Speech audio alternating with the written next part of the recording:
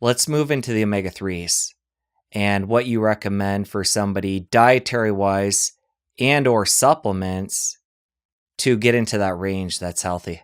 I think the clearest perspective on an adequate intake of omega-3 fatty acids, the EPA and DHA, is a measure called RBC omega-3 index. This came out about 15 years ago or so. All it is a measure of what proportion of fatty acids in the cell membrane is composed of omega-3s, because they're a component of the cell membrane and all throughout your body. But we measure it specifically in the red blood cells as a surrogate for other body cells. So the average American's RBC omega-3 index is about 2.3%. That is, about 2.3% of all fatty acids in the cell membrane are the omega-3s. People who eat a lot of fish can get up to 3.7, 4.0, something like that. And the evidence tells us this, though. If you get to 6% or higher, the risk of sudden cardiac death drops off precipitously.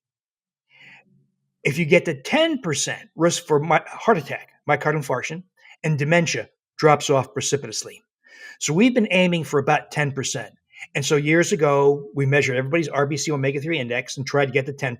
But what I found was if people were getting in the vicinity of 3,000 milligrams to 3,600 milligrams of the combination of EPA and DHA, they would almost always get around 10%. So I stopped measuring it just to, not to incur costs. Because if people took that dose of omega-3s. Now, the real way to get omega-3 is to eat brain and fish and shellfish. Well, no modern people want to eat brain anymore.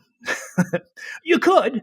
There are some risks nowadays, though, of what are called prion diseases, like mad cow disease, because of some crazy farming practices. So most people don't want to, and it may not be as safe as it used to be. And eating a lot of fish and shellfish, but we can, once again, right? Mercury and cadmium. So taking fish oil is just a convenient and safe workaround. It's not ideal, but it's a workaround for all the problems that humans have caused on the planet. I've heard some concern about rancidity when it comes to fish oil. I think it's the fact that they oxidize so easily. How do you feel about that? And is there a specific brand you can recommend that's immune to that? This used to be a big problem. Up until maybe 10 years ago, you could go to the pharmacy and you'd open the container and it stunk like dead fish. So oxidized omega-3s stink like dead fish. That's why dead fish stink. so, but since then, most companies have cleaned up. And so, for instance, there used to be I had a good friend who lived in Halifax, Nova Scotia, and he started a company called, what was it called back then? I think it was called Ascenta. He sold his company since. But what they would do, and a lot of companies have adopted this, is they would not allow the omega-3s to be exposed to air, to oxygen. The whole thing was prepared and encapsulated in nitrogen gas. So that you can't get oxidation in nitrogen gas, right? And so they have taken precautions. And then we have services like Consumer Lab that tests fish oil and other products for potency, contamination, et cetera. And very few brands now have a lot of oxidation. You can consult with Consumer Labs, it's a subscription service, or do a very simple thing, smell it. If your fish oil stinks, don't take it. Change your brand. You want as least fish. It's going to smell a little bit fishy, but it should be a very kind of minimally unpleasant fishiness.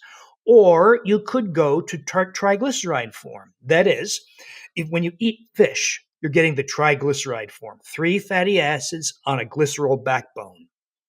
When they process fish oil, they process it in ethanol and alcohol, and it breaks off those 3 fatty acids. So we call those ethyl esters because they replace the glycerol backbone with an OH group.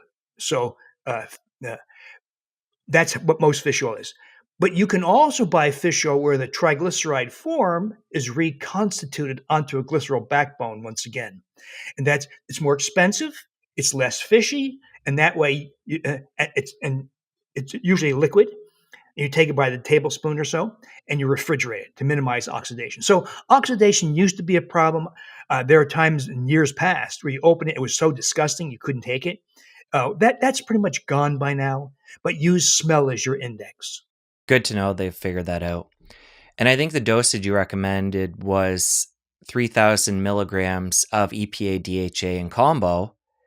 Do you lean more towards more EPA or DHA? I know a lot of these supplements now you can get high DHA, high EPA, or do you just like something that's a balance of the two? Whenever in doubt, I say do how it occurs in nature. And fish oil usually occurs in an EPA to DHA ratio of 3 to 2. Most, not always, but most. Now, here's a question. So it's DHA that provides cognitive benefits. The science is pretty good. There's a lot of sketchy science in the world of cognitive impairment and dementia, but the evidence in favor of DHA inclusion in the diet is quite good. It actually has been shown to slow or prevent cognitive impairment in the earliest phase. You got to do it preventively. Once you have established dementia, it doesn't do anything, but it's very good at preventing. That's the DHA. The EPA does not play a big role because the brain is mostly DHA. But there's also two pieces of evidence that show that EPA has substantial cardiovascular benefits.